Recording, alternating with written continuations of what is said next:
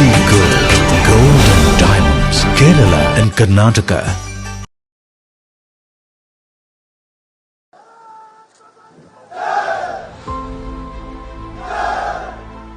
British ആർക്കിടെക്റ്റായ sir Donald Benjamin Bailey രണ്ടാം ലോക മഹായുദ്ധകാലത്ത് ഗ്രേറ്റ് ബ്രിട്ടൻ അടക്കമുള്ള സഖ്യകക്ഷികൾക്കായി സമ്മാനിച്ച ഏറ്റവും വലിയ സംഭാവന ആ യുദ്ധകാലത്ത് ഈ പാലമായിരുന്നു, ബെയ്ലി പാലമായിരുന്നു. പിന്നീട് ഇന്ത്യയിലടക്കം ഈ മാതൃക ആവിഷ്കരിക്കപ്പെട്ടു. ഏറ്റവും ഒടുവിൽ നമ്മൾ കണ്ടത് സിക്കിമിലെ ഗാംഗ്ടോക്കിലാണ്. അന്ന് നേരത്തെ സൂചിപ്പിച്ചതുപോലെ 3 ദിവസം കൊണ്ടാണ് 72 അടി ദൂരത്തിൽ പാലം സജ്ജമാക്കിയതെങ്കിൽ നമ്മുടെ മുണ്ടക്കൈയിൽ 85 അടി ദൂരമുള്ള പാലം ഏകദേശം 36 മണിക്കൂറുകൾ കൊണ്ട് പൂർത്തിയാക്കിയിരിക്കുന്നുള്ളതാണ്. യുദ്ധകാല അടിസ്ഥാനത്തിൽ തന്നെ ആ നാടുകളെ ബന്ധിപ്പിച്ചുകൊണ്ട് ഒരു പാലം സജ്ജമാക്കിയിരിക്കുന്നു. മുഖ്യമന്ത്രിയുടെ ദുരിതാശ്വാസ നിധി എന്ന് പറയുന്നത് കാലാകാലങ്ങളായിട്ട് കേരളത്തിൽ നിലവിലുള്ള ഒരു പ്രത്യേക സംവിധാനമാണ്. മുഖ്യമന്ത്രിയുടെ ദുരിതാശ്വാസ നിധിയിലേക്ക് ആളുകൾക്ക് സംഭാവന ചെയ്യാം. സർക്കാർ ഒരു ഗണ്യമായ തുക എല്ലാ വർഷവും ബജറ്റിൽ അതിനുവേണ്ടി മാറ്റിവെക്കാറുണ്ട്. കേരളത്തിൽ ഏതെങ്കിലും തരത്തിൽ ദുരിതത്തിൽപ്പെടുന്ന ആളുകൾ, ദുരന്തത്തിൽപ്പെടുന്ന ആളുകൾ, അപകടത്തിൽപ്പെടുന്ന ആളുകൾ തുടങ്ങി സർക്കാരിനെ സഹായിക്കണമെന്ന് തോന്നുന്ന, സർക്കാരിന്റെ മാനദണ്ഡങ്ങൾ അനുസരിച്ച് സഹായം ലഭ്യമാകുന്ന ആർക്കും മുഖ്യമന്ത്രിയുടെ ദുരിതാശ്വാസ നിധിയിൽ നിന്ന് സഹായം ലഭ്യമാക്കാൻ കഴിയും. അതിനൊരു സിസ്റ്റമുണ്ട്. ആ സിസ്റ്റം എന്ന് പറയുന്നത് ഒരു നിശ്ചിത തുക വരെ ജില്ലാ കളക്ടർമാർക്ക്, ചെറിയ തുകകൾ 10,000 രൂപ വരെയൊക്കെയുള്ള തുകയാണെങ്കിൽ ജില്ലാ കളക്ടർക്ക് നേരിട്ട് കൊടുക്കാം. അതിന് മുകളിലുള്ളതാണെങ്കിൽ റവന്യൂ സെക്രട്ടറി ഇത് കൈകാര്യം ചെയ്യുന്ന ദുരന്തബാധിതരെ സഹായിക്കുന്നതിനും ദുരിതാശ്വാസ പ്രവർത്തനങ്ങൾക്കുമായി സംസ്ഥാന സർക്കാർ എല്ലാവിധ നടപടികളും സ്വീകരിച്ചു വരികയാണ്. ഉറ്റവരെയും ഉടയവരെയും നഷ്ടപ്പെട്ടവർക്ക് മറ്റെന്ത് പകരം നൽകിയാലും അത് മതിയാകില്ല എന്ന് നമുക്കെല്ലാവർക്കും അറിയാം. എങ്കിലും ദുരിതത്തിൽ സർവ്വതും നഷ്ടപ്പെട്ടവരെ കൈപിടിച്ചുയർത്തേണ്ടതുണ്ട്. 2018 പ്രളയമുണ്ടായപ്പോൾ കേരളമൊട്ടാകെ ഒറ്റക്കെട്ടായി ദുരന്തബാധിതരെ സഹായിക്കാൻ തയ്യാറായി. ലോകത്തിൻ്റെ നാനാഭാഗങ്ങളിൽ നിന്നും സഹായഹസ്തം ആ ഘട്ടത്തിൽ നീണ്ടതും ഓർക്കുകയാണ്. അതുപോലെ തന്നെ വയനാട്ടിൽ ഇപ്പോൾ ഉണ്ടായ ഉരുൾപൊട്ടലിൽ ദുരിതമനുഭവിക്കുന്നവരെ എല്ലാവിധത്തിലും സഹായിക്കാൻ നാം ഒരുമിച്ചിറങ്ങേണ്ട സാഹചര്യമാണ്. പല വിധത്തിൽ സഹായങ്ങൾ പ്രഖ്യാപിച്ച് ഇതിനോടകം പലരും മുന്നോട്ട് വന്നിട്ടുണ്ട്. അതൊന്നും മതിയാകില്ല എന്നതും ഈ ഘട്ടത്തിൽ ഓർമ്മിപ്പിക്കുകയാണ്. കൂടുതൽ സഹായങ്ങളുണ്ടെങ്കിൽ മാത്രമേ എല്ലാ തരത്തിലും നമുക്ക് ആ നാടിനെ പുനർനിർമ്മിച്ചെടുക്കാൻ കഴിയുകയുള്ളൂ. മുഖ്യമന്ത്രിയുടെ ദുരിതാശ്വാസ നിധിയിലേക്ക് സംഭാവനകൾ നൽകി അവരെ സഹായിക്കാൻ പങ്കാളികളാകണമെന്ന് എല്ലാവരോടും ഈ ഘട്ടത്തിൽ അഭ്യർത്ഥിക്കുകയാണ്. CMDRFിലേക്ക് 50 ലക്ഷം രൂപ കേരള ബാങ്ക് ഈ കാര്യത്തിൽ ഇന്ന് തന്നെ നൽകിയിട്ടുണ്ട്. സിയാൽ 2 കോടി രൂപ വാഗ്ദാനം നൽകിയിട്ടുണ്ട്. തമിഴ്നാട് മുഖ്യമന്ത്രി MK സ്റ്റാലിൻ 5 കോടി രൂപ സഹായമായി നൽകുമെന്ന് അറിയിച്ചിട്ടുമുണ്ട്. വയനാട്ടിലുണ്ടായ ഈ ദുരന്തത്തിൻ്റെ പശ്ചാത്തലത്തിൽ സംസ്ഥാനത്ത് 2 ദിവസത്തെ ഔദ്യോഗിക ദുഃഖാചരണം പ്രഖ്യാപിച്ചിട്ടുണ്ട്. പൊതുപരിപാടികളും ആഘോഷങ്ങളും മാറ്റിവെച്ചിരിക്കുന്നു. ദേശീയ പതാക താഴ്ത്തിക്കെട്ടി ദുഃഖാചരണത്തിൻ്റെ ഭാഗമാകണമെന്ന് അഭ്യർത്ഥിക്കുന്നു. ഇത്രയുമാണ് ഇന്ന് പങ്കുവെക്കാനുള്ള വിവരങ്ങൾ. അതോടൊപ്പം ഇവിടെ ദുരന്ത മേഖലയിലേക്ക് നേരത്തെ പറഞ്ഞ ആളുകൾ പോകുന്നതിൻ്റെ ഭാഗമായിട്ടുള്ള കാര്യം, അനാവശ്യമായി വാഹനങ്ങൾ, ഓരോ ആൾ പോകുമ്പോൾ ഓരോ വാഹനവും കൂടിയാണല്ലോ പോകുന്നത്. അപ്പോൾ ഇതെല്ലാം കൂടി എത്തുമ്പോൾ അവിടെ വലിയ വാഹന കൂമ്പാരമായി മാറുകയാണ്, വലിയ ബ്ലോക്ക് അതിൻ്റെ ഭാഗമായി ഉണ്ടാവുകയാണ്. അത് കർശനമായും ഒഴിവാക്കൽ ഉണ്ടാവണം. രക്ഷാപ്രവർത്തകർക്കും ആരോഗ്യ പ്രവർത്തകർക്കും യാത്ര ചെയ്യാനുള്ള സൗകര്യമാണ് ഇതിൻ്റെ ഭാഗമായി തടയപ്പെടുന്നത്. അപ്പോൾ സമൂഹത്തിൻ്റെ ആകെ ഉത്തരവാദിത്തമാണെന്ന് മനസ്സിലാക്കിക്കൊണ്ട് ഇതിൽ സഹകരിക്കാൻ എല്ലാവരും തയ്യാറാകണമെന്നുകൂടി അഭ്യർത്ഥിക്കുകയാണ്.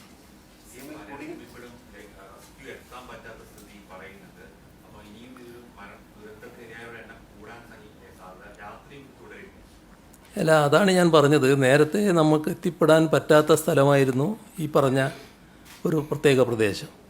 ആ പ്രദേശത്ത് നമ്മുടെ കോഴിക്കോടുള്ള ഒരു സൈനിക ടീം സാധാരണ അവർ വടം കെട്ടിപ്പോയ വഴിയാണ് നേരത്തെ ഉണ്ടായിരുന്നത്. എന്നിട്ട് അതിലെ കൂടി ആളുകളെ ചിലരെ ഇങ്ങോട്ട് കടത്തി കൊണ്ടുവരികയായിരുന്നു. അതല്ലാതെ കുറച്ച് മേലോട്ട് പോയുള്ളൊരു വഴിയിലൂടെ അപ്പുറമെത്തി. അങ്ങനെ ഈ പ്രദേശത്തേക്ക് അവരെത്തി.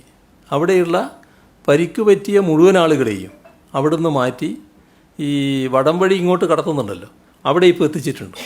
അവിടെ ഇങ്ങോട്ട് കടത്താൻ കഴിയുമെന്നാണ് അവർ പറയുന്നത്. അപ്പോൾ അതിലേക്കൊരു ആശ്വാസ വാർത്തയാണ് ഇന്ന് വൈകുന്നേരം ലഭിച്ചിട്ടുള്ളത്. അതാണ് ഞാൻ ആദ്യം പറഞ്ഞത്. രാത്രി വിഷമമല്ലേ അവിടുത്തെ അവസ്ഥ വെച്ചാൽ. ഇപ്പം തന്നെ ഈ സമയമാകുമ്പോഴേക്ക് തന്നെ അവിടെ വല്ലാതെ ഇരുടായി. അതുകൊണ്ട് രാത്രി തുടരാൻ വിഷമമായിരിക്കും അവിടെ.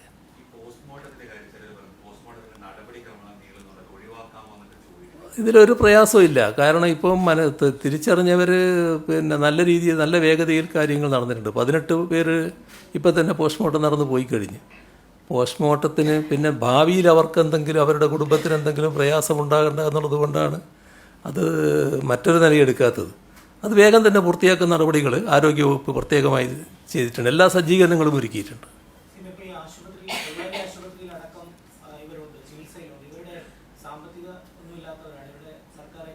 അതൊക്കെ സാധാരണ നമ്മുടെ നാട്ടിൽ നടക്കുന്ന കാര്യമല്ലേ. അതൊക്കെ ഒരു ഇത്തരം ദുരന്തമുഖത്ത് ഒരു പ്രശ്നമായിട്ടൊരു കാലത്തും വന്നിട്ടില്ലല്ലോ.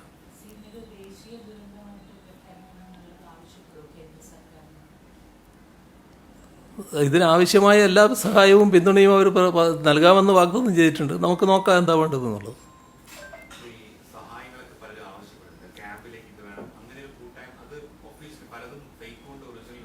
ഇതിൽ നല്ലത് എല്ലാം അവിടെ കലക്ടർ മുഖേന ചെയ്യുന്നതായിരിക്കും. ആരും പ്രത്യേകം എന്ന നിലക്ക് ചെയ്യുന്നതല്ല നല്ലത്. കലക്ടർ മുഖേന അങ്ങനെ സഹായിക്കേണ്ടവർക്ക് സഹായം നൽകുന്ന ആവശ്യമുണ്ടോ എന്ന് നോക്കി കൊടുക്കുന്നതാണല്ലോ നല്ലത്. അത് അത്തരമൊരു നടപടിക്രമമായിരിക്കും നന്നാവുക.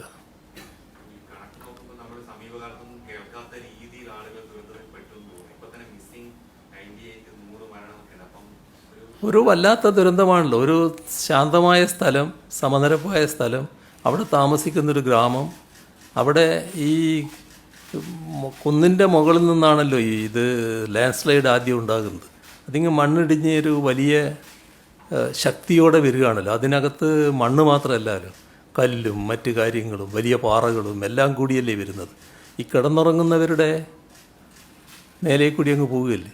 അതിൻ്റെ വ്യാപ്തിയല്ലേ കാണിക്കുന്നത്. ആ സ്കൂളിൻ്റെ 2ാമത്തെ നിലയുടെ മുകളിലാണ് ഇതിൻ്റെ ഉയരമെന്നല്ലേ കാണിക്കുന്നത്. അപ്പോൾ എത്ര ശക്തിയിലാണത് വന്നതെന്നല്ലേ. അപ്പം നമുക്ക് ഇങ്ങനെയും സംഭവിക്കാമെന്ന് കാണുക എന്നല്ലാതെ വേറെ എന്താ ചെയ്യാൻ പറ്റും.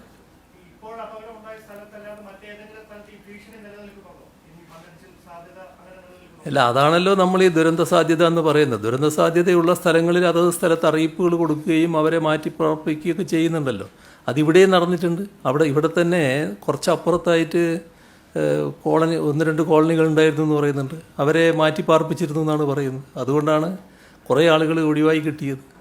പക്ഷേ ഇവിടെ അങ്ങനെ ഒരു പ്രതീക്ഷ ആർക്കും ഇല്ല. അതാണ് സംഭവിക്കുന്നത്.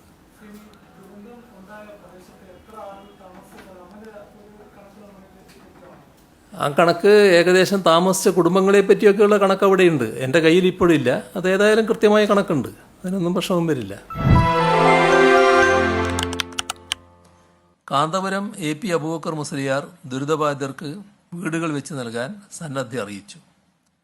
രക്ഷാപ്രവർത്തനം തീരുന്ന മുറക്ക് മതിയായ ഭൂമി ലഭ്യമാകുന്നതോടെ നിർമ്മാണ പ്രവർത്തനങ്ങളിൽ ഏർപ്പെടാമെന്നാണ് അദ്ദേഹം അറിയിച്ചിട്ടുള്ളത്. സമസ്തന്റെ പ്രവർത്തനങ്ങളുമാക്കി ഇത് സംബന്ധിച്ച് ചെയ്യാൻ പോകുന്ന കാര്യങ്ങൾ എന്താണെന്ന് അത് സമസ്ത ഇതിനോട് ബന്ധപ്പെട്ട് ചെയ്യണത് എന്താണെന്നുള്ളത് അതിനിപ്പോൾ ആദ്യമായിട്ട് പിരിവിനാവാൻ ചെയ്തിരിക്കണമല്ലോ. ആ പിരിവൊക്കെ ലഭിക്കപ്പെട്ടതിന് ശേഷം ഉത്സാഹമെല്ലാം കൂടി പിന്നെ ആലോചിച്ച് വേണ്ടതുപോലെ അത് വളരെ സത്യസന്ധമായ നിലക്ക് മുൻകാലങ്ങളിൽ നമ്മൾ നടത്തിയതുപോലെ തന്നെ നല്ല നിലക്ക് അത് വിതരണം ചെയ്യും. ഈ ദുരന്തമായിട്ട് ബന്ധപ്പെട്ട് സർക്കാരിനോട് മറ്റ് അത് ഞങ്ങളതിനെ പറ്റി ആലോചിച്ചുകൊണ്ടിരിക്കുകയാണ്. സർക്കാരിനോട് ബന്ധപ്പെട്ട എല്ലാവരോടും ഇതിനെ സംബന്ധിച്ച് എങ്ങനെയൊക്കെയാണ് ഇടപെടണം എന്നുള്ളത് പറയണം എന്നുള്ളത് അതും ഞങ്ങൾ കൂടി ആലോചിക്കും. എന്നിട്ട് പിന്നെ പറയും കേട്ടോ.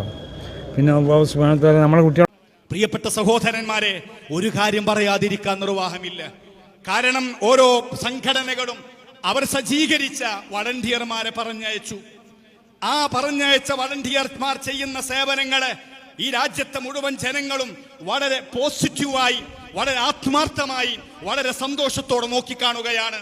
കാരണം ദുരന്തമുഖത്ത് ജീവൻ പണയപ്പെടുത്തി തന്റെ കുടുംബത്തിൽ നിന്ന് മാറി നിന്ന് ഭക്ഷണമുണ്ടെങ്കിലും ഇല്ലെങ്കിലും, ഉറങ്ങിയിട്ടുണ്ടെങ്കിലും ഇല്ലെങ്കിലും, പ്രിയപ്പെട്ട സഹോദര, തോരാതെ പെയ്ത മഴ കാരണം തോരാത്ത കണ്ണുനീര് സമ്മാനിച്ച, കരയാനിനി കണ്ണുനീരില്ലാത്ത ഒരു സമൂഹത്തിന്റെ കണ്ണുനീരൊപ്പുന്നതിന് ജീവനോട് ആരെങ്കിലും ബാക്കിയുണ്ടോ എന്ന് അന്വേഷിച്ച് പാറമടകളിലും അതുപോലെ തന്നെ മൺകൂനകൾക്കിടയിലും കോൺക്രീറ്റ് കൂനകൾക്കിടയിലും തപ്പാൻ ചെന്ന നമ്മുടെ വളണ്ടിയർമാർ എത്രമാത്രം അവർ അഭിനന്ദനം അർഹിക്കുന്നവരാണ്.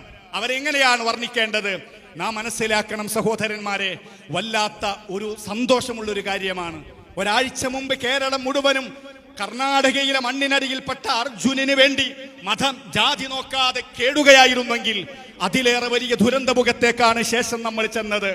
ഒരു കാര്യം പറയുകയാണ്, ഈ തോരാത്ത മഴക്കെടുതിയിൽ കണ്ണുനീര് തോരാത്ത ദുരിതബാധിതർക്ക് വേണ്ടി അധ്വാനിക്കുന്ന ഈ നാട്ടിലെ ചെറുപ്പക്കാരെ അപമാനിക്കുന്ന ഇതിലേറെ വലിയ ദുരന്തമായി മാറുന്ന ചില ആളുകളുണ്ട് എന്ന് പറയാതിരിക്കാൻ നിർവാഹമില്ല. സങ്കടകരമാണ്. വേദനയുണ്ട് ദുരന്തത്തിൽ. പാവപ്പെട്ട മനുഷ്യരുടെ വേദനകൾ നമുക്ക് താങ്ങാൻ കഴിയില്ല. പക്ഷെ അതിലേറെ വലിയ വേദന ഈ നാട്ടിലെ മുഴുവൻ ജനങ്ങൾക്കും സമ്മാനിക്കുന്ന ചില ദുരന്തങ്ങളായ പിറവികൾ ഈ രാജ്യത്തുണ്ടായി എന്നത് എത്ര സങ്കടകരമാണ്.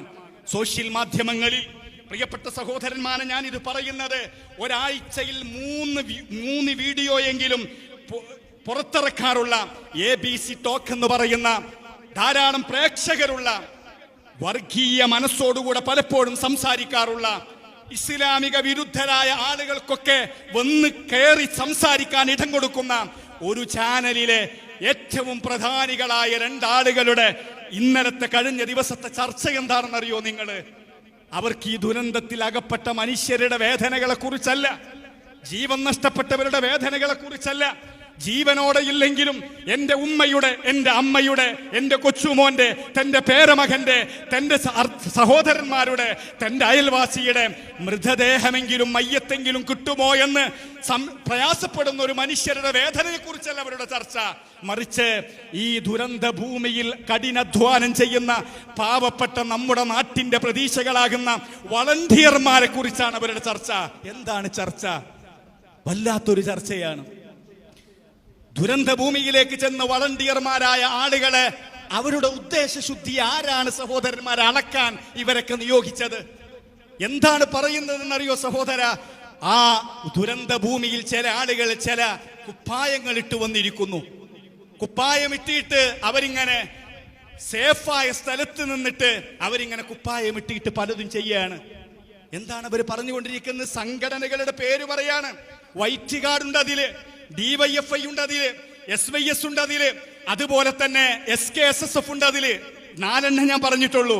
പക്ഷെ അവർക്കിഷ്ടമുള്ള ചില സംഘടന ഒന്നും പറഞ്ഞില്ല. എന്നിട്ട് പറയുന്നത് എന്താണെന്നറിയോ നിങ്ങള്?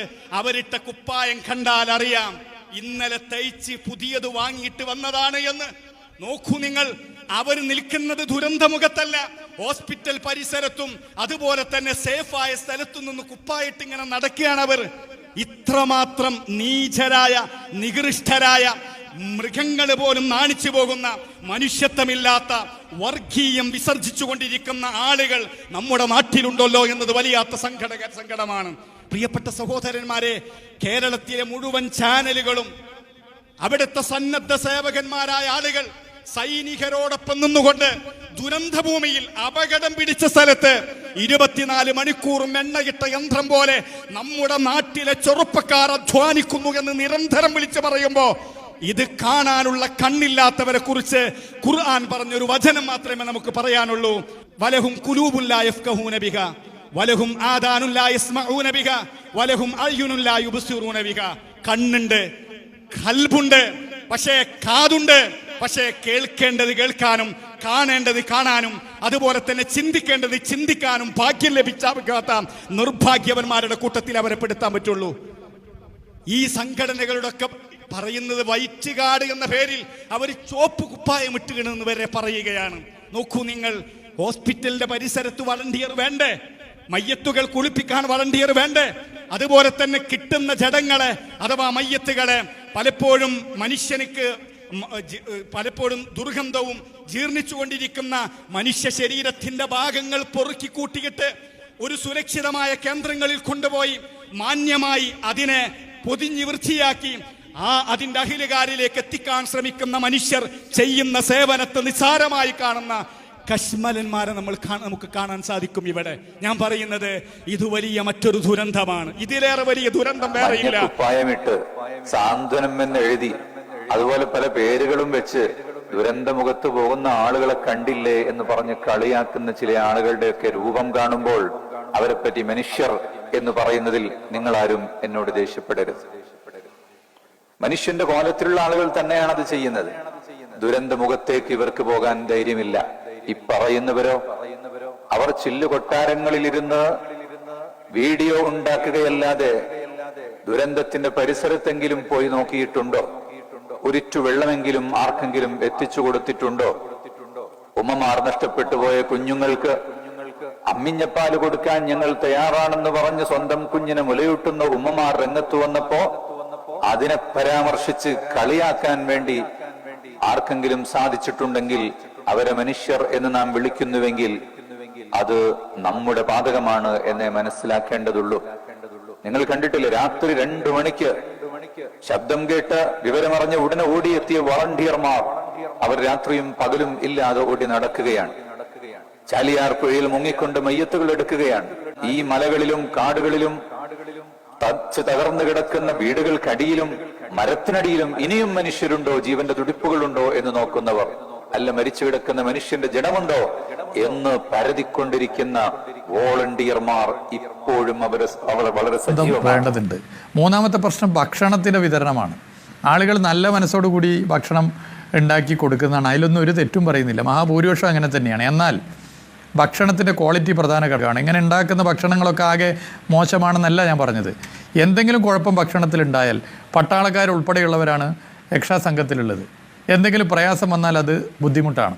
അപ്പോൾ അതുകൊണ്ടാണ് ഒരു പ്രത്യേക കേന്ദ്രത്തിൽ അവിടുത്തെ പോളിടെക്നിക്കിൽ ഭക്ഷണം വിതരണം ചെയ്യാൻ വേണ്ടി, ഭക്ഷണം ഉണ്ടാക്കി വിതരണം ചെയ്യാൻ വേണ്ടി തീരുമാനിച്ചത്.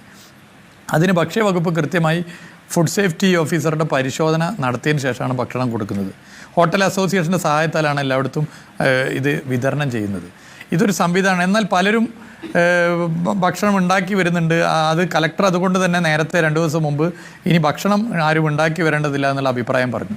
അതുമാത്രമല്ല, പലരും ഭക്ഷണം ഇങ്ങനെ വിതരണം ചെയ്യാൻ വേണ്ടി പണപ്പിരിവ് നടത്തുന്നു എന്നുള്ള പരാതിയും ഒരു ഭാഗത്ത് വരികയാണ്. അപ്പോൾ പല ആളുകളും ഇപ്പോൾ എന്തും ചെയ്യാൻ വേണ്ടി തയ്യാറായി നിൽക്കുകയാണ്.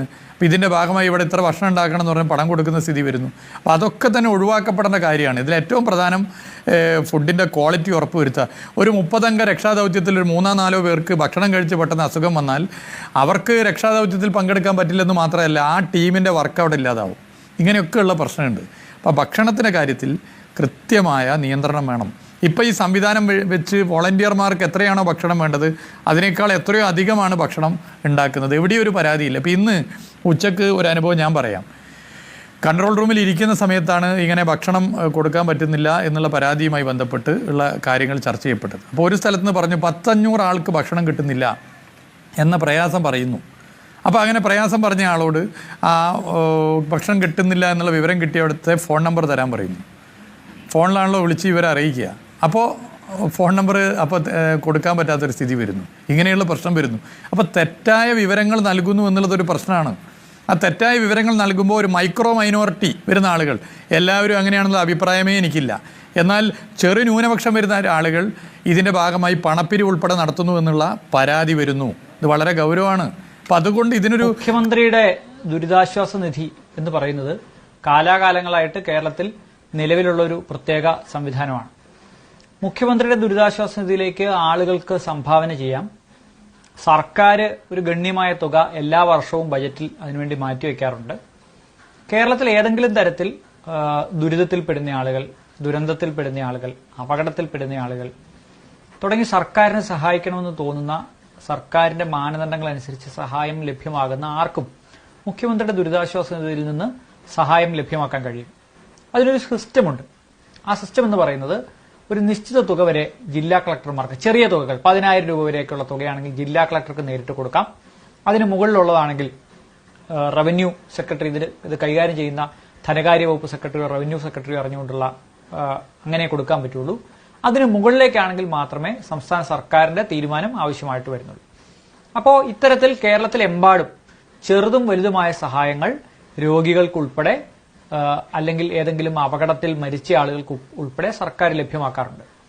2018 വരെ ഏറ്റവും അധികം തുക CMDRFൽ വരുന്നത് അല്ലെങ്കിൽ അതിന്റെ പ്രധാനപ്പെട്ട ഷെയർ വരുന്നത് ബജറ്റിൽ നിന്ന് തന്നെയാണ്. സംസ്ഥാന സർക്കാരിന്റെ ബജറ്റിൽ ഒരു നിശ്ചിത തുക ഓരോ വർഷവും CNDRF എന്ന പേരിൽ മാറ്റിവെക്കാറുണ്ട്. ആളുകൾ കൊടുക്കുന്ന പണം, സാമ്പത്തികമായ സഹായങ്ങൾ അതിന്റെ ഒരു 10% താഴെയാണ് പലപ്പോഴും വരാറുള്ളത്. മുഖ്യമന്ത്രിയുടെ ദുരിതാശ്വാസ നിധിയിൽ വരുന്ന തുക മുഖ്യമന്ത്രിയുടെ ഇഷ്ടമനുസരിച്ച് ആർക്ക് വേണമെങ്കിലും കൊടുക്കാം എന്നുള്ളതാണ്, അർഹരായ ആർക്ക് വേണമെങ്കിലും. അപ്പോ പലപ്പോഴായി മുഖ്യമന്ത്രിമാരുടെ ജനസമ്പർക്ക പരിപാടികൾക്ക് വേണ്ടി ഇത് ഉപയോഗിച്ചിട്ടുണ്ട്. ഇപ്പോൾ കഴിഞ്ഞ മുഖ്യമന്ത്രിയുടെ കാലത്ത് ഏറ്റവും അധികം ജനസമ്പർക്ക പരിപാടികൾ നടത്തിയപ്പോൾ ജനങ്ങൾക്ക് ഭക്ഷണം കൊടുക്കുന്നതിനും ജനസമ്പർക്ക പരിപാടികൾ നടത്തുന്നതിനും അതിന്റെ പ്രചരണത്തിനുമൊക്കെ മുഖ്യമന്ത്രിയുടെ ദുരിതാശ്വാസ നിധിയിൽ നിന്ന് വരെ പണം ചെലവഴിച്ചിട്ടുണ്ട്. അപ്പോൾ ഇത് മുഖ്യമന്ത്രിക്ക് പ്രത്യേകിച്ച് ഈ സംസ്ഥാനത്ത് ഏതെങ്കിലും കുടുംബം പിന്നെ സാമ്പത്തികമായി സഹായിക്കണമെന്ന് തോന്നിയാൽ മുഖ്യമന്ത്രിയുടെ ദുരിതാശ്വാസ നിധിയിൽ നിന്ന് പണം കൊടുക്കാൻ മുഖ്യമന്ത്രിക്ക് നിയമപരമായ അധികാരമുണ്ട്. അത് വെച്ചിട്ടാണ് അത്തരത്തിലുള്ള സഹായങ്ങൾ നൽകാറുള്ളത്. അതനുസരിച്ച് മരിച്ചുപോയ ചില ഉന്നതരായിട്ടുള്ള രാഷ്ട്രീയ നേതാക്കളുടെ കുടുംബാംഗങ്ങൾക്ക് പണം കൊടുത്തിട്ടുണ്ട്. ഈ സർക്കാർ വന്ന ശേഷം തന്നെ ശ്രീ ഉഴവൂർ വിജയന്റെ ഫാമിലിക്ക് അത്തരത്തിൽ ഒരു സഹായം സർക്കാർ ചെയ്യുകയുണ്ടായി. അതിനുശേഷം ചെങ്ങന്നൂർ MLA മരിച്ചപ്പോൾ അദ്ദേഹത്തിന്റെ കുടുംബത്തിനുണ്ടായ കടം വീട്ടുന്നതിന് വേണ്ടി ഈ CMDRFൽ നിന്ന് പണം ചെലവഴിക്കുകയുണ്ടായി. പക്ഷേ 2018 ഓഗസ്റ്റ് മാസം കേരളത്തിൽ ഇതുവരെ കണ്ടിട്ടില്ലാത്ത ഒരു വലിയ പ്രളയം വന്നപ്പോൾ അഭൂതപൂർവമായി ജനങ്ങൾ CMDRFലേക്ക് പണം കൊടുക്കുന്ന ഒരു സ്ഥിതി ഉണ്ടായി. CMDRF ആണ് പ്രധാനപ്പെട്ട സഹായ സോഴ്സ് എന്ന് വന്നു. അങ്ങനെ വരുമ്പോൾ വലിയൊരു സംശയം ആളുകൾക്കുണ്ടായി, ഈ CMDRFൽ നിന്ന് ഈ സർക്കാരിന് ഇഷ്ടമുള്ളതുപോലെ പണം ചെലവഴിക്കുമോ? ഇത് വാസ്തവത്തിൽ ദുരന്ത നിവാരണത്തിനോ അല്ലെങ്കിൽ ദുരന്ത ബാധിതർക്കോ അല്ലാതെ മറ്റാർക്കെങ്കിലും കിട്ടുമോ? ഈ സംശയങ്ങൾ കേരള ഹൈക്കോടതി മുമ്പാകെയും അവതരിപ്പിക്കപ്പെടുകയുണ്ടായി. അപ്പോഴാണ് ഹൈക്കോടതി ചോദിച്ചത്, എങ്ങനെയാണ് നിങ്ങൾ ആളുകളുടെ ഈ സംശയം, ആശങ്ക അകറ്റാൻ പോകുന്നത് എന്ന്. അതിന് മറുപടിയായി സംസ്ഥാന സർക്കാർ തന്നെ സത്യവാങ്മൂലം സമർപ്പിച്ചു. ഈ വന്നിരിക്കുന്ന മുഴുവൻ പണവും ഇപ്പോൾ CMDRFൽ 2018 ഫ്ലഡിന് ശേഷം വന്ന മുഴുവൻ പണവും പ്രത്യേകമായ ഒരു അക്കൗണ്ടിലേക്ക് മാറ്റി അതിൽ നിന്ന് ദുരിതബാധിതർക്ക് മാത്രമേ ആ പണം ചെലവഴിക്കൂ എന്ന ഉറപ്പ് സർക്കാർ നൽകുകയുണ്ടായി. അതിന്റെ അടിസ്ഥാനത്തിൽ ആ കേസുകൾ ഇപ്പോഴും ഹൈക്കോടതിയിൽ നിലവിലുണ്ട്. അതുമായി ബന്ധപ്പെട്ട പരാതികൾ ഹൈക്കോടതി കേൾക്കുന്നുണ്ട്. അതിന്റെ മോണിറ്ററിംഗ് ഏതാണ്ട് എല്ലാ മാസവും 2-3 തവണ ആ കേസുകൾ കേൾക്കുകയും അതുമായി ബന്ധപ്പെട്ട സത്യവാങ്മൂലം ഹൈക്കോടതിക്ക് മുമ്പാകെ നിലനിൽക്കുകയും ചെയ്യുന്നുണ്ട്. ഇതുവരെ ഒരാൾക്ക് പോലും മുഖ്യമന്ത്രിയുടെ ദുരിതാശ്വാസ നിധിയിൽ 2018 ഓഗസ്റ്റ് മാസം ലഭിച്ച, അതിനുശേഷം ലഭിച്ച തുക വകമാറ്റി മറ്റാർക്കോ അനർഹരായ ആളുകൾക്ക് കൊടുത്തു എന്ന പരാതി സർക്കാരിനോ കോടതിക്കോ മുമ്പിൽ വന്നിട്ടില്ല. അങ്ങനെ ആരെങ്കിലും ശ്രദ്ധയിൽപ്പെടുത്തിയാൽ തീർച്ചയായിട്ടും അത് പരിഹരിക്കാനുള്ള ഉത്തരവാദിത്വം സർക്കാരിനുണ്ട്. അത് കോടതി വിധിയുടെ ലംഘനമാവും. അപ്പൊ തീർച്ചയായിട്ടും മുഖ്യമന്ത്രിയുടെ ദുരിതാശ്വാസ നിധിയിലേക്ക് 2018 ഫ്ലഡ് കാലത്ത് പോയതും അതിനുശേഷം പോയതുമായ തുക കൃത്യമായി വിനിയോഗിക്കപ്പെടുന്നുണ്ടെന്ന് ഉറപ്പുവരുത്താനുള്ള ഒരു സംവിധാനം സർക്കാരിലുണ്ട്. സംസ്ഥാന സർക്കാരിന്റെ ബജറ്റിൽ നിന്നാണ് ഏറ്റവും കൂടിയ തുക മുഖ്യമന്ത്രിയുടെ ദുരിതാശ്വാസ നിധിയിലേക്ക് വരുന്നത്. ആളുകൾ കൊടുക്കുന്നത് പലപ്പോഴും അതിന്റെ 10% ഒക്കെ വരുള്ളൂ. 2018 ഫ്ലഡ് വന്നപ്പോഴാണ് ഇതിനൊരു വലിയ മാറ്റം വന്നത്. ഏതാണ്ട് 3000-ലധികം കോടി രൂപ സംസ്ഥാന സർക്കാരിന്റെ ഈ CMDRFലേക്ക് വന്നു. നമ്മൾ ഇപ്പോഴത്തെ കണക്കനുസരിച്ച് സംസ്ഥാന സർക്കാർ ഏതാണ്ട് 7,37,484 പേർക്ക് നേരിട്ട് ദുരിത സഹായം ലഭ്യമാക്കി എന്നുള്ളതാണ് സർക്കാർ പറയുന്നത്. 2,47,666 വീടുകൾ ഇത് സംബന്ധിച്ച് സർക്കാർ നേരിട്ട് CMDRFൽ കിട്ടിയ പണം കൊണ്ട് നിർമ്മിച്ചു നൽകുകയുണ്ടായി. 2008 കോടി രൂപ മൊത്തം സംസ്ഥാന CMDRFലേക്ക് കിട്ടിയ തുകയിൽ ഏതാണ്ട് 1318 കോടി രൂപയോളം വീടുകൾക്കും മറ്റ് നിർമ്മാണ പ്രവർത്തനങ്ങൾക്കും ആളുകൾക്ക് 10,000 രൂപ നേരിട്ടുള്ള ധനസഹായമായും അങ്ങനെയെല്ലാം ചെലവഴിച്ചു കഴിഞ്ഞു. ഇനിയും ഏതെങ്കിലും തരത്തിൽ ദുരിതബാധിതരായിട്ടുള്ള ആളുകൾക്ക് കൊടുക്കാനുള്ള പണം 25,000 രൂപ വീതം ഈ അംഗപരിമിതരായിട്ടുള്ള ആളുകൾക്ക് കൊടുക്കാനുള്ള സർക്കാർ പണം ഇപ്പോഴും മാറ്റിവെച്ചിട്ടുണ്ട്. ഇങ്ങനെ ഇതുമായി ബന്ധപ്പെട്ട് ഇനിയും ധനസഹായങ്ങൾ നൽകാനുണ്ട്. അപ്പൊ ആ തുക കൃത്യമായി വിനിയോഗിച്ചതിന്റെ കണക്കുകൾ വെബ്സൈറ്റിൽ തന്നെ ലഭ്യമാണ്. ഇനി സംശയമുള്ള ആർക്കെങ്കിലും 10 രൂപയുടെ വിവരാവകാശ നിയമപ്രകാരം ഒരു അപേക്ഷ കൊടുത്താൽ ഈ കണക്കുകളെല്ലാം കിട്ടും. പലപ്പോഴും ഈ തെറ്റിദ്ധാരണാപരമായ വാർത്തകൾ പരത്തുന്നവർ, അറിയാതെ ഷെയർ ചെയ്യുന്ന ആളുകൾ, ഇത് അന്വേഷിക്കാൻ മെനക്കെടാത്തവരാണ് പലപ്പോഴും ഇത് നുണകൾ വിശ്വസിക്കുകയും അത് പ്രചരിപ്പിക്കുകയും ചെയ്യുന്നത്. ഇത് വാസ്തവത്തിൽ സംസ്ഥാന സർക്കാരിന്റെ ഏറ്റവും ക്രെഡിബിളായ സംസ്ഥാന സർക്കാരിന്റെ ഓഡിറ്റ്, ഇന്റേണൽ ഓഡിറ്റ്, ധനകാര്യ വിജിലൻസ് വിഭാഗത്തിന്റെ ഓഡിറ്റ്, CAG അതായത് ഭരണഘടനാ സ്ഥാപനമായിട്ടുള്ള കൺട്രോളർ ആൻഡ് ഓഡിറ്റർ ജനറലിന്റെ വാർഷിക ഓഡിറ്റ്, ഇത് കൂടാതെയാണ് കേരള ഹൈക്കോടതിയുടെ ഇത് സംബന്ധിച്ചുള്ള കേസ് മോണിറ്ററിംഗ്. ഇങ്ങനെ 5 തരത്തിലുള്ള ഓഡിറ്റിംഗിലൂടെയും അത് കൂടാതെ പബ്ലിക് ചോദിക്കുമ്പോൾ വിവരാവകാശ പ്രകാരം വിവരങ്ങൾ കൊടുക്കുന്ന അടക്കമുള്ള ഒരു കൃത്യമായ ഓഡിറ്റ് സംവിധാനത്തിലാണ് CMDRF എത്തുന്ന ഓരോ രൂപയും ചെലവഴിക്കപ്പെടുന്നത്. അത് ആരെങ്കിലും മിസ്യൂസ് ചെയ്താൽ അവരെ നിയമം വെറുതെ വിടില്ല. അവരെ നിയമപരമായി ശിക്ഷിക്കാൻ നമ്മുടെ നാട്ടിൽ സംവിധാനവുമുണ്ട്. ഏതെങ്കിലും സ്വകാര്യ ട്രസ്റ്റുകൾക്കോ സ്വകാര്യ വ്യക്തികൾക്കോ നമ്മൾ കൊടുക്കുന്ന പണം അവർ മിസ്യൂസ് ചെയ്താൽ പോലും നമുക്ക് അവരെ ഒന്നും ചെയ്യാൻ പറ്റില്ല. അപ്പൊ അതുകൊണ്ട് ഏതെങ്കിലും ഒരു സ്വകാര്യ കമ്പനികളെക്കാൾ അല്ലെങ്കിൽ സ്വകാര്യ സ്ഥാപനങ്ങളെക്കാൾ പലപ്പോഴും ഇത്തരം ഫ്ലഡ് റിലേറ്റഡ് അല്ലെങ്കിൽ ദുരന്ത നിവാരണത്തിന് വേണ്ടി ഉപയോഗിക്കാൻ ഏറ്റവും വിശ്വാസയോഗ്യമായ ഒരു ചാനൽ സംസ്ഥാന സർക്കാരിന്റെ മുഖ്യമന്ത്രിയുടെ ദുരിതാശ്വാസ നിധി തന്നെയാണ്. ഇത് അറിയാത്ത ആളുകളാണ് പലപ്പോഴും സർക്കാർ ഏതെങ്കിലും കാര്യത്തിന് പണം ചെലവഴിച്ചു എന്ന് പറയുമ്പോൾ അതെല്ലാം മുഖ്യമന്ത്രിയുടെ ദുരിതാശ്വാസ നിധിയിൽ നിന്ന് ചെലവാക്കുന്ന പണമാണ് എന്ന് തെറ്റിദ്ധരിക്കുന്നത്. ഏത് സർക്കാർ ഭരിച്ചാലും മന്ത്രിമാർക്ക് വാഹനം വാങ്ങിക്കാനുള്ള തുക അതുമായി ബന്ധപ്പെട്ട ബജറ്റിലുണ്ടാവും. മന്ത്രിമാർക്ക് വിദേശയാത്ര നടത്തണമെങ്കിൽ അതുമായി ബന്ധപ്പെട്ട തുക ബജറ്റിലുണ്ടാവും. ഇതൊക്കെ എല്ലാ ഗവൺമെന്റുകളും കാലാകാലം ചെയ്യുന്നതാണ്. ഈ ഗവൺമെന്റ് വന്ന ശേഷം ഒരുപക്ഷെ വിദേശയാത്രയ്ക്ക് ഏതെങ്കിലും യാത്രകൾക്ക് പണം ചെലവഴിച്ചിട്ടുണ്ടാകാം. അതും മുഖ്യമന്ത്രിയുടെ ദുരിതാശ്വാസത്തിൽ നിന്ന് കൊടുക്കുന്ന സഹായവുമായി യാതൊരു ബന്ധവുമില്ല. ഇപ്പൊ തിരുവനന്തപുരത്തെ ഒരു പ്രമുഖയായ സ്ത്രീയുടെ പേരിലുള്ള ഒരു കെട്ടിടം വാടകയ്ക്കെടുത്ത് സർക്കാർ ലക്ഷക്കണക്കിന് രൂപ ചെലവഴിച്ചു എന്നൊരു ആക്ഷേപം വന്നിട്ടുണ്ട്. വാസ്തവത്തിൽ ഇത് അങ്ങനെ ഒരു സ്ത്രീയുടെ പേരിലുള്ള ഒരു കെട്ടിടമൊന്നും അല്ല വാടകയ്ക്കെടുത്ത് സർക്കാർ RKDPയുടെ ഓഫീസായി മാറ്റിയിട്ടുള്ളതെന്ന് സർക്കാർ തന്നെ ഔദ്യോഗികമായി പറഞ്ഞിട്ടുള്ളതാണ്. പക്ഷെ സർക്കാരിന്റെ വിശദീകരണം പലപ്പോഴും എവിടെയും എത്താതിരിക്കുകയും ഈ മുഖ്യധാരാ മാധ്യമങ്ങളും ചില ഓൺലൈൻ മാധ്യമങ്ങളും സോഷ്യൽ മീഡിയയിലെ ചില ആളുകളുമൊക്കെ തൽപര കക്ഷികളായി മാറിക്കൊണ്ട് ഏറ്റെടുക്കുന്ന ഒരു നുണപ്രചരണത്തിന് എന്തുകൊണ്ടോ കേരളത്തിൽ വലിയ പബ്ലിസിറ്റി കിട്ടിയിട്ടുണ്ട്. സർക്കാരിനെതിരായിട്ടുള്ള ഒരു സംഗതിയാകുമ്പോൾ തീർച്ചയായിട്ടും അതിന് വലിയ റീച്ച് കിട്ടും. അതുകൊണ്ടായിരിക്കാം ഒരുപക്ഷെ ഇത്തരം നുണകൾ ഈ കേരളത്തിലെമ്പാടും കഴിഞ്ഞ ഒരു വർഷമായി കറങ്ങി നടക്കുന്നതും ഇപ്പോൾ അത് പൊങ്ങി വന്ന് പല ആളുകളും അത് ദൗർഭാഗ്യകരമായി അത് വിശ്വസിക്കാനുള്ള സാഹചര്യം ഉണ്ടാകുന്നു.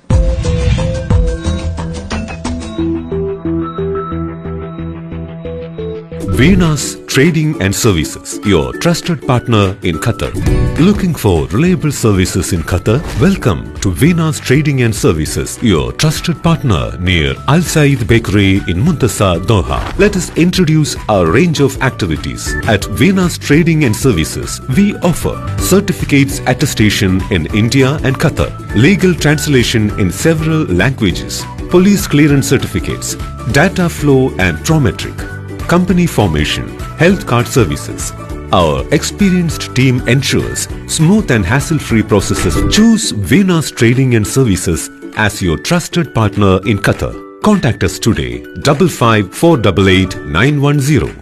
Venus Trading and Services near Al Said Bakery in Muntasa, Doha. Partner with Al Farha Tours and Service. ലക്ഷ്യം മികച്ച ജോലിയാണെങ്കിൽ പഠിക്കാം റൂട്രോണിക്സിന്റെ ഗവൺമെന്റ് അംഗീകൃത കോഴ്സുകൾ. കേരളത്തിലുടനീളമുള്ള അംഗീകൃത പഠന കേന്ദ്രങ്ങൾ വഴി SSLC, +2, ഡിപ്ലോമ, ഡിഗ്രി പഠനം പൂർത്തിയാക്കിയവർക്ക് ഇപ്പോൾ അപേക്ഷിക്കാം. SC/ST വിദ്യാർത്ഥികൾക്ക് 100% സൗജന്യവും ഒപ്പം മറ്റ് വിഭാഗങ്ങൾക്ക് നിബന്ധനകളോടെ 20% വരെ ഫീസ് ഇളവിലും പഠിക്കാൻ അവസരം. PSC നിയമനങ്ങൾക്ക് യോഗ്യമായ ഗവൺമെന്റ് അംഗീകൃത കോഴ്സുകൾ കൂടാതെ റൂട്രോണിക്സ് സർട്ടിഫൈഡ് കോഴ്സുകളും തിരഞ്ഞെടുക്കാം. കമ്പ്യൂട്ടർ പരിജ്ഞാനം നേടാം, ജോലി സാധ്യതകൾ കൂടുതൽ ഉറപ്പുള്ളതാക്കാം. കേരള സ്റ്റേറ്റ് റൂട്രോണിക്സിലൂടെ സുരക്ഷിതമായ ഭാവിക്ക് ഉറപ്പുള്ള അടിത്തറ. വിളിക്കൂ 9072 or visit www.eduskilling.com. ഈ ക്ലാസ് മുറികൾ ഇനി സജീവമാവുകയാണ്. പുതിയ അധ്യയന വർഷത്തിലേക്ക് തയ്യാറെടുക്കുന്ന എല്ലാ പ്രിയ കൂട്ടുകാർക്കും കേരള പോലീസിന്റെ സ്വാഗതം. വീട്ടിൽ നിന്നും സ്കൂളിലെത്തുന്നവരെയും സ്കൂളിൽ നിന്നും തിരികെ വീട്ടിലെത്തുന്നവരെയും കുട്ടികളുടെ സുരക്ഷയ്ക്കായി പോലീസ് നിങ്ങളോടൊപ്പമുണ്ട്. അതിലേക്കായി ഒരു വിദ്യാർത്ഥി സുരക്ഷാ പദ്ധതി തന്നെ ഈ അധ്യയന വർഷം പോലീസ് നടപ്പിലാക്കുന്നുണ്ട്. സ്കൂളുകളിൽ മാത്രമല്ല, യാത്രാമധ്യയുള്ള എല്ലാ മേഖലകളിലും നിരീക്ഷണം ഉറപ്പിക്കുന്നതാണ് പോലീസിന്റെ ഈ പുതിയ പദ്ധതി. സ്കൂൾ ബസ്സുകളിലെ ഡ്രൈവർമാർ, കണ്ടക്ടർമാർ, മറ്റു ജീവനക്കാർ നിർബന്ധമായും പോലീസ് ക്ലിയറൻസ് സർട്ടിഫിക്കറ്റ് എടുത്തിരിക്കണമെന്ന് നിർദ്ദേശം നൽകിയിട്ടുണ്ട്. സ്കൂൾ വിദ്യാർത്ഥികളെ ലക്ഷ്യമിട്ടുള്ള ലഹരി സംഘങ്ങളെ കുരുക്കുന്നതിനായി സ്കൂളുകൾ, കോളേജുകൾ, ട്യൂഷൻ സെന്ററുകൾ എന്നിവിടങ്ങളെല്ലാം ശക്തമായ പോലീസ് നിരീക്ഷണവും പെട്രോളിംഗും ഏർപ്പെടുത്തിയിട്ടുണ്ട്. സ്കൂൾ പരിസരത്ത് പതിവായി തമ്പടിക്കുന്നവരെയും വന്നുപോകുന്ന കച്ചവടക്കാരെയും പോലീസ് വാച്ച് ചെയ്യുന്നുണ്ട്. സ്കൂളുകളുടെ പരിസരത്തുള്ള കടകളിൽ ലഹരി വസ്തുക്കൾ വിൽക്കുകയോ സൂക്ഷിക്കുകയോ ചെയ്യുന്നുണ്ടോ എന്നറിയുവാൻ പോലീസിന്റെ നിരീക്ഷണം ഏർപ്പെടുത്തിയിട്ടുണ്ട്. ലഹരി വിൽപ്പന സംബന്ധമായ എന്തെങ്കിലും വിവരങ്ങൾ നിങ്ങൾക്ക് ലഭിക്കുകയാണെങ്കിൽ നിങ്ങൾ ഉറപ്പായും 112 വിളിച്ചറിയിക്കുകയോ യോദ്ധാവ് വാട്സാപ്പ് നമ്പറിൽ മെസ്സേജ് ചെയ്യാവുന്നതുമാണ്.